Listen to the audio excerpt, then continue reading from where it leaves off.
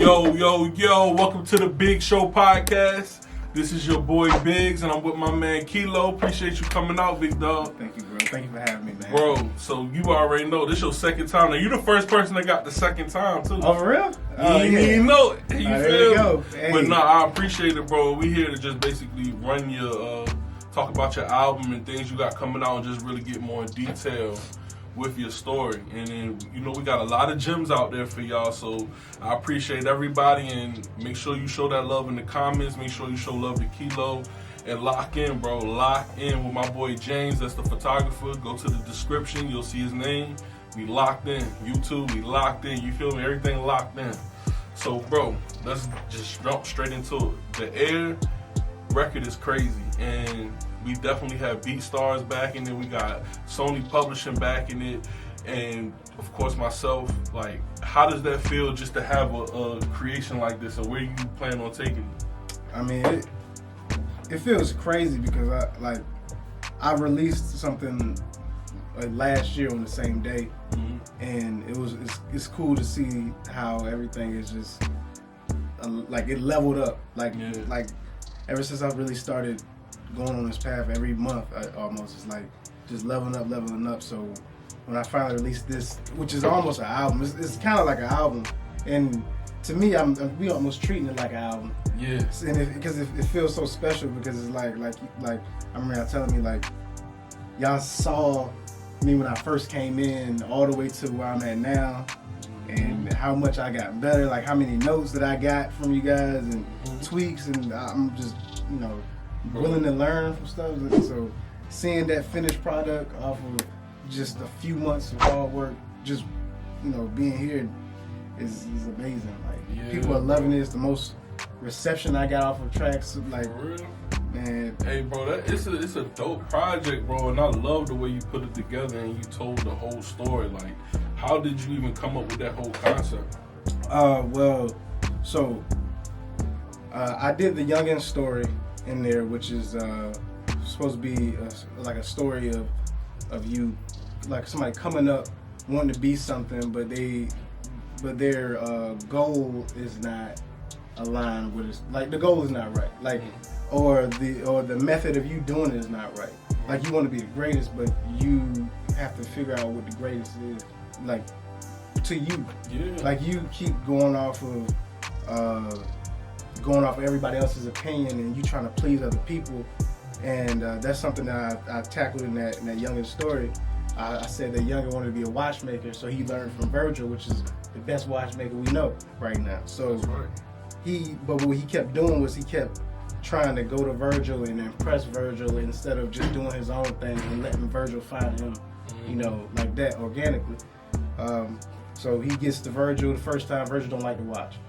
So he gets to the second time, and he obviously knows that this man has been trying to impress me. So, no, I don't like it either, because you think that you only did this like this because, you know, I like it.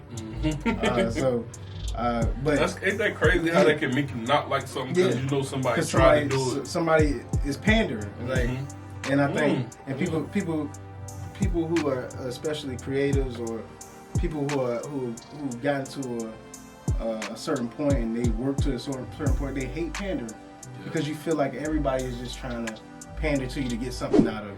And they want the same shit. So, like, as soon as you hear somebody ask for it, you be like, you like the 10 million person that asked for it. I get it. Exactly. And so if you look at Virgil, he's like, you know, you made this watch for me, but how many people? It's like he met him at a workshop in the song. So how many people you think in his workshop showed me a watch that's just like this? You know, so that's what I looked at. So that was also translating to the actual project. Like, how the project is actually labeled, like how the project is actually structured. I put like the flashy songs at the front. Like, I put Roosevelt at the front because that's the bar heavy rap song that I'm just trying to just say, hey y'all, I can rap. Then we go to Diamonds, and Diamonds is the club song. And I don't do clubs, but, you know, that type of song was just, I felt like would rock to in the club. So, but that's also, to people who know me, to them it's like, he don't really do club songs, you know, so it feel like I'm pandering. Then you go to Black Forces. Black Forces is the heartbreak song, which is closer to what I do, but not that that was the first time I did it where I was just like singing and Right. and people are like, oh, that's not really him, but you see I'm trying to impress people. It's a good song, they're a really good song. Yeah. But if you follow, like paying attention to the story that's going, like, you know, I'm saying something, you know, and they're broken up with the youngest stories to let you know where we at. So by the time you get past Diamonds and Black Forces, you got Youngest Story again, and Virgil's like, those are the watches. Those are the watches that you made. It's like, nah, I don't like those because you're trying to pander to me. So, like usually when people go through that, their automatic responses, and fuck them. Like, you know, which you should have been like in the first place. You should have been like, I shouldn't even care about his opinion. So I did White Folks, the White Folks song, which is a silly, like, it's my favorite song on the project because it's so silly, and if you listen to it, you know what it's about. You know it's about, you know, just coming up and stuff like that. But on the outside, it sounds like I'm raging against white folks or something like that, or I'm raging against the system, which would be me raging against Virgil or raging against, you know, whoever I'm trying to impress. So we get to that point, and like, you know, after that, the Youngest Story plays again, and it's telling you what my emotion or my goal was. Fuck them, I don't care about that. So you get to the last thing, I'm riding off to the sunset. Even in your head, I'm riding off to the sunset. That's the biggest win. That's the grandiose, you know. It's almost like one of them old Kanye shout-out tracks, you know. They got that long intro and all that stuff. I started to put like one of them long outros, shout out to this stuff, and I was like, no, I'm gonna say that for. Yeah, you gotta say that for the album. I'm gonna say that for when I get further in. Like Last Call. Yeah. Yes. That's my shit, bro. Yes. And when I met Sony Digital, that was the first thing I told him. I was like, bro, like, this is that song for me was the hardest shit ever because I'm such a Kanye fan. You feel me? Go ahead, I'm getting you started. But yeah, bro, that was a beautiful structure of the Kanye. For as much as I disagree with a lot of things that he do, and a lot of things he does, and a lot of things that he says, and you know, my love-hate relationship with Kanye West. I'm probably leaving it at that right now, but he's a great storyteller. Yeah. He's the best, probably I say top 3 artist producers of all time. Oh yeah. Well, who else really? Dre. I'm gonna put Dre up there because I put Dre at number 1 because Dre is responsible for huge careers. I don't think Kanye is really responsible for anybody. He's responsible pretty much for Drake, Sam. He didn't find Drake. I feel like but he wrote him his first hit. Who? Kanye. What hit? Best I Ever Had? Yeah, I think it was that. I don't know. It was one of them, not Best I Ever Had. That was that group compilation, I think. But Drake, like one of Drake's first hits, Kanye wrote. Drake's first hit was Best I Ever Had. And then that's what started their whole feud, and it's down that road. Well, no, they've been cool for a while. Because Drake wrote for him. Drake wrote Father Stretch My Hands. Right. But, you know, regardless of that, you know, like I said, Kanye is a great songwriter. Drake's a great songwriter. You know, don't even get me started on Drake. I'll talk 30 minutes. Yeah, Drake the GOAT, bro. And today is the day he actually hit, number 3? I mean, he had 3 songs on the Billboard chart, so he set a record. Yeah, he's phenomenal. Yeah, like Drake, shit, you think Lil Baby damn near did it perfect. Drake damn near did it perfect. I don't think anybody has. Nobody has or will ever have the run that Drake has because Drake's run is still going. The closest run to Drake was Lil Wayne's run, and that was right before Drake. Yeah, but they said that about Michael Jackson. I don't think anybody's gonna have a. Who you They said that about the Beatles. Who do you see in rap? You're not gonna see them. They just gotta live through it. Only time will tell them. I don't see it. I do not see it. Well, maybe way further along in the future. But as far as right now, it's always somebody right. Unless it's me, you know, it might be me. You never know. Unless it's me, I don't see nobody else. Yeah.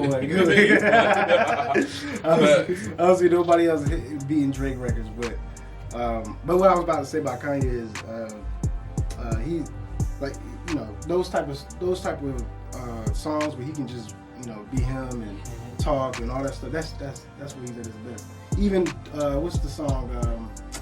40 hours or 20 hours on Life of Pablo. The name, but I know what you're talking about. That jump right there, that's one of my favorite songs. And I don't like to say that because you know how I am about Kanye. Yeah, bro. I don't like to say that, but just the fact that, you know, somebody can that feel of being able to talk and go back to rapping or talking, people still vibing with you, because it's hard to keep people's attention. It is. And you get somebody on a song that's long or longer than 4 minutes, you know, and you just talking and somebody's still listening. They can, some people can quote that word for word. That's an amazing artist right there, and I can't knock him for that. J. Cole really showed me that, how big that was, how major that was, when that whole audience was just singing his whole song. Yeah. J. Cole's another artist that I took a long time to get on to J. Cole. Me too. Like, I remember J. Cole when he first came out. I remember he had that who that you got the flame. Yeah. And I remember like that video was everywhere. And I remember that BET Awards that year. He came out on stage and like, I guess none of the really, like, the crowd really knew him because he was the new artist around that time. But they listened to every word he said when he performed. They weren't cheering or clapping, they were just bobbing their head. And you just saw like Busta Rhymes, and you saw all these legends just listening like, God dang, like this boy is gonna be a problem. You saw it on everybody's face. And even then I was like, all right, I'll listen to him later. Yeah. It didn't take, because you already knew he was great. Yeah, I was like, I don't need to listen to him right now because I know that he about to be something. I know he's gonna be here. He ain't gonna be one of them flash in the pan type people. So what made me really turn on J. Cole, like really like him, was I went to Shag Fest in 2011, 2012. It's whatever year Born Center came out. Damn, that was a minute ago. Shag Fest was that? Damn. Yeah, so he was the headline. It was Pusha T, Ashanti, Juicy J, Kid Ink, and that J. show Cole. was crazy. And it was somebody else, I can't remember who it is, but I can't remember the other person. But J. Cole came out, he debuted Crooked Smile. He came out on stage. At the amphitheater? He debuted it at the amphitheater? Nobody had heard it because it was debuting on the radio that day. So on the next day or something like that. And he performed it. I guess he was performing at all the little shows he was doing. Right. He performed it right there. And he was telling you about the song before he put it on. He was like, yeah, this song about this, and this. And I was like, damn. The whole crowd looking, and he played Crooked Smile. I'm like, oh shit! Like I'm listening to the lyrics. Oh man, I'm a fan. The Born Center came out, and I was like, yeah, I'm a fan. Got hooked right then and there. That and those live moments. That's what this C19. I don't like to say the whole name, but C19 took away from us. It's just like that. Yeah. Those magical moments. Yeah. Like imagine how many magical moments we could have had in 2020. Yeah, when you like now that you say that, like I think that it's gonna make bigger moments when everything is opened up, because people ready to see a show. Like, bro, we was happy just to be out the house, bro. Like just to do something. Like me and my girl we just rode around Virginia Beach the other day just because we could get the hell out the house. You feel me? You like wait till the festivals open up, and you know it's a festival coming up in August already too. Being promoted, something like that. Just imagine that. Like it's gonna be so many. And I feel like it's gonna be a time where people gonna be debuting so much new songs, because you was in the house. What you doing? What else you doing? They about to be doing that in the next 2 weeks. Yeah, exactly. With this and I can't wait. And I feel like that's gonna be. I feel like that's gonna be something that's gonna change with the status quo for hip hop is, because every few years it changed. I usually say with every president you have a different vibe, and that's because everybody is fighting for different things. And we do for one. Just like with Trump, it reminds me of that Kendrick Lamar era when he first came out, because everybody just was fighting for their rights. You know what I mean? Everybody was woke, and everybody was all charged up on when activism. Obama came in there, Migos was hot. Everybody was like trying to turn up. It was a bunch of. It was like I remember when Obama first came in. It shifted over to like black excellence, like the Jay-Z and the Beyonces, like the power couples and all that stuff. You saw all this stuff. And it was something to celebrate, bro. But the thing is, I hate is like with this with Jay-Z selling Tidal, bro. Like he promoted black excellence and got us addicted to Tidal through black excellence, and then just sold it half to. He was promoting like how to keep the black dollar in here, and then he just let a white man come in there, not to be racist or nothing, or prejudiced, but it's like he's contradicting himself. I feel like he Jay-Z being a businessman, I feel like at all times he's going to be a businessman first. So if he sees something that's not working, I don't think he's going to keep doing it. But it is kind of messed up that, you know, he was telling everybody that this is what you should be doing, and then everybody get there and it was like, oh, where he at? And he gone. But, right. At least he's still into it, but... Yeah, but, I mean, it looks like, I mean... He's selling weed now, so he got cannabis, and he knows that that's gonna be. Yeah, but at what point do the money just don't matter? The business don't matter. It's about your people and you building up excellence, like you were talking about. That 444 album. Honestly, I think that I don't think the money ever not stops mattering, because I think that's just the mindset that we have in rap, or just we have in our community, that money is like, it ain't about the money, it ain't about this, but you look around and they getting it, you know, they doing all this stuff, they building up their community, they doing all this stuff with the money, and they hand over fist grabbing money and everything like that.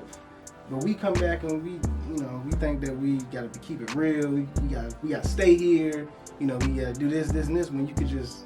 I wish I could just sit and talk to him so I can have understanding, because I never, that's how I feel about every problem, like racial issues. Like, I watched this one TED Talk where the guy is a best friend with a Ku Klux Klan. Daryl, I forgot his last name. Daryl is a black dude, heavyset guy. I watched this whole documentary. He got a documentary? Mm-hmm, they got some documentaries on. I watched them on like a few interviews he did, and I mean, I understood where he was coming from, but it's just I don't know if I could sit with him like that. I mean, I get what you're saying. He was more like, at first glance, when you see that black man sits with Klansmen, you probably think, oh, he a coon, you know, something like that. But he wasn't. It's no coonery at all. He's more along the lines of you can't fight hate with hate. You fight hate with love, and I get that. It's definitely true, but because negative and negative equal negative. Yeah, but hate is a strong thing, and they say, like, remember growing up, your parents always say hate is strong, or don't ever say you hate nobody, because hate is something you can't really come back from. What makes it strong? The passion, crimes of passion are out of hate or out of love. You know, it's like hate is a permanent thing. Like I ain't hated in a long time. I never felt even if somebody cut me off, I don't get mad. I ain't felt that way in so long. I want to lie and say I feel the same way. But I guess me, like, one thing about music, one thing about me taking music really seriously this year is I'm on Instagram more, and I used to hate social media. I still hate social media, but I can see all the stuff that's going wrong, or all the stuff that I hate in the world, and it's amplified because it's on this thing that's in my hand at all times, and no matter what, I can scroll, and if you're intrigued by it and you just want to be mad, you're gonna click some more and just find out, oh, he think like this too, so you keep letting that ride, and you doing that every day. That becomes a mindset, and that mindset just becomes ingrained in you. You know, like. A lot of me becoming, you know, very militant and stuff like that is just out of me letting that stuff fester, you know, so I can't really say that I don't hate nobody. It's just because now that I'm already tainted by it, I can't really come back on it yet, because I'm still fresh out. Like, I watched the video today of it was a black lady. She was getting stopped by the police. And it was like, apparently the car was registered under some dude's name, so the cop pulled her over, and the lady ain't had no license. So they started searching her stuff, started searching her bag. Oh, that's the black lady, right? Mm-hmm. Got tased. And when he tased her, when he told her she was about to get arrested because he found like weed and maybe cocaine, like a small bag of cocaine, they said they never showed it, but maybe they did. But even then, it's not nothing that should have resulted in that. Like, you know, he went to arrest her. She ran away out of fear, because that's what you want to, like. Her adrenaline. Yeah, like, But you gotta control yourself. But as like she was by herself, she's a black woman, and this is a year removed from Breonna Taylor and all these other things that we just finished March. All the other black women that get pulled over by cops, they don't just run away either. But this is different now. Like now, this last year was more. Everybody had their phone in their hands, looking at black people getting killed by the police. So much trauma. And yeah, and that's not healthy for you to see. Like phones. I'll be honest with you, I think phones are probably the worst things that were probably invented, like cell phones, because we weren't supposed to be disconnected to each other. We're not supposed to know about all this stuff. It used to take us years to go across state to state, and now country, it's instant. You can talk. I can pick up my phone right now and talk to somebody in Japan that I would have never talked to in my life. Yeah. And so her being a part of this new era, this COVID era, where everybody inside and everybody on their phone, she's scared. Yeah, I get scared every time. Man, if I see the police a block away, they not even worried about me. I get scared. I go the other way, and I don't be doing nothing. And people want to say that she shouldn't have ran. Like, okay, so for people don't know, like she ran back to, like he was tasing her, so she ran back to her car while he was still tasing her. He's like, he shot her again with the taser. He's like trying to, get the taser in there, and she's seizing up, like cause she about to pass out or something. And so she, out of panic, reached for her gun. And he shot her a few times, but she shot back. Well, she shot him first or whatever. It happened so fast. Did he get hit? Yeah, he got hit, but he survived. But he kind of unloaded his junk at her. But Did she survive? Nah, she dropped the gun. She dropped the gun out of the car and drove off. She was able to drive off, but she died in the car like just a few blocks later and crashed, and the police found her. Sad, and then I saw the picture of the article, and it had him just like he was like a hero posing and stuff. I was like, okay, I'm not. That's how I knew. That was today. That's how I knew that I'm not big enough to say that I don't hate, because I know that just watching that video, I probably shouldn't hate right now from that video, because maybe she did something wrong or whatever. But yeah, I would have to like really sit and analyze it. But that's for God. But my automatic response was just so like, sad. I was pissed. Like it messed my day up at work. Bro, really. Did you hear about slavery? They didn't abolish it in Tennessee yet. I mean, it's not actually abolished at all for real. Like, I mean, what is it, 13th Amendment? Like, slavery is legal as long as you do a crime. So if you do a crime, they can put you in jail and you're a slave then. Right. Because they can get you for labor. It literally says like slavery is abolished unless you've done a crime. Right. Well, in Tennessee, it's not like that. It's something totally different, and they just voted it to not go away, today or yesterday. I believe it. I 100% believe it, and I don't know if that's because I feel like I research those type of things, or it's because I hate. No, it's because you want to know. You still want to know. We still humans. We still curious to understand. We want understanding. We want to know why. Yeah, and. Like, wow. I mean, it got to be deeper than just us being the first species and them feeling inferior. Like, it's something deep, man. And I just don't. I get it and I understand it. I think it's we got to find a solution. I think it's just years of. African people have always been the most manipulated, abused, and raped and everything. Like, there hasn't been anything that African people haven't survived or went through, and this is from strong. Yeah, and this is a long time ago. Like, you can go back to before the Europeans came. I mean, Africans weren't Muslim. Like, the Persians came in and made a Muslim. Right. And so the Persians came in and made a Muslim. Well, tried to make a Muslim. It wasn't until Mansa Musa, the richest man of all time, taking his pilgrimage and spreading Islam throughout Africa. That's how kind of spread it better. But it originally came in through the Persians, and then the white folks came in with the Christianity, and so they had their whole lineage of doing their whole thing, and here you go, this continent of people who are not even really, because Africa's so big, it's not like they all connected with each other. You got this continent of people just getting bullied and beat on and abducted and traded and all this stuff. Is like, and we lost our connection with the earth. Yeah. Like, people don't understand. Go out in the morning, go find some grass and some dirt, put your feet in the dirt. Yeah. Like, cause this rubber, that's why it's rubber and all that stuff to stop stop the energy and the currents from flowing. So like, you gotta get connected with the earth, especially with us being earth people. Yeah, I be thinking about that sometimes. You ever just sit and be like, man, I wonder what, like, a few thousand years ago, what people who won't in regular civilizations would do right now in these type of situations, or how did they survive like this, and stuff like that. Because you look around, I be looking around at stuff.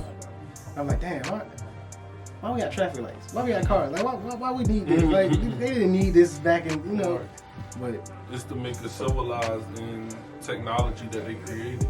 Some of us created. So, everybody do a little bit of creating. I ain't even gonna just say like us black people create everything or white people create everything, but as we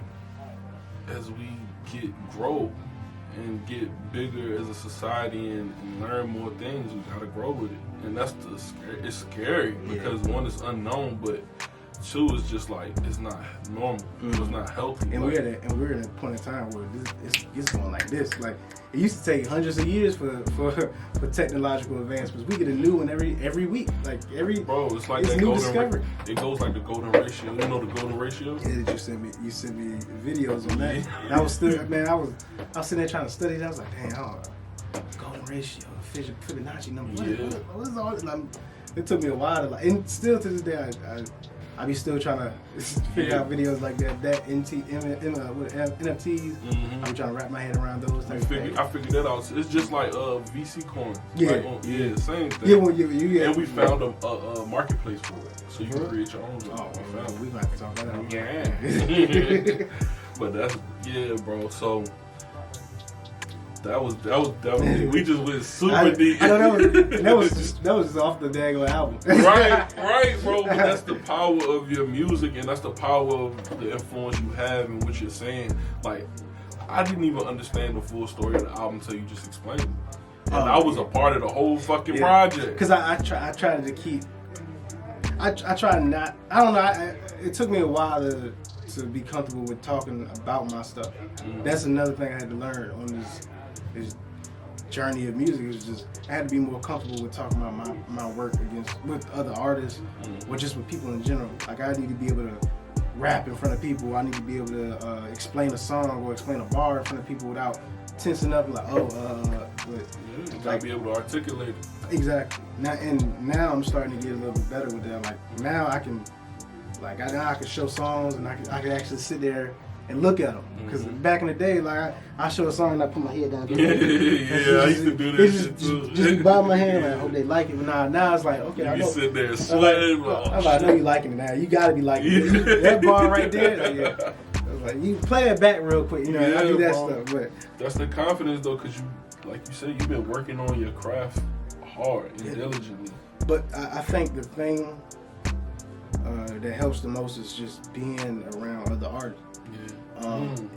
Or being in a spot, being around other artists, talking to other artists, and also being comfortable around those people and trusting those people, or just appreciating that other person's work. Because if you just bounce ideas off of each other, you just kind of, I don't know, you get this it's like this weird feeling that you get, and then all of a sudden the ideas just start coming out. You can't stop it.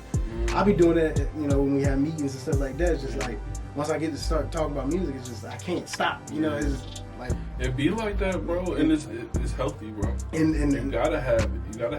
I think now it's easier for me to get into that mode now. So now, before I even walk in the studio, I know that it's time to talk about music. When I leave, I got a new song that I just recorded, I know that, I need to share this with such and such, this person. I'm gonna make a little preview video. I'm gonna share that around. And I'm gonna take it off. So people, but like now, I love people to see. Now I want as many people to hear my music. But back in the day when I first was doing it, or first was trying to do it, I was scared. I'm like, how you gonna be a rapper? You don't want nobody to listen to your rap. Like, you don't want nobody to listen to your music. Like, how you gonna be a musician? Like, you can't. play in front of one person and think you're gonna make millions of dollars. Like you need to be able to perform in front of crowds. So so I think what I started doing, I just started working my way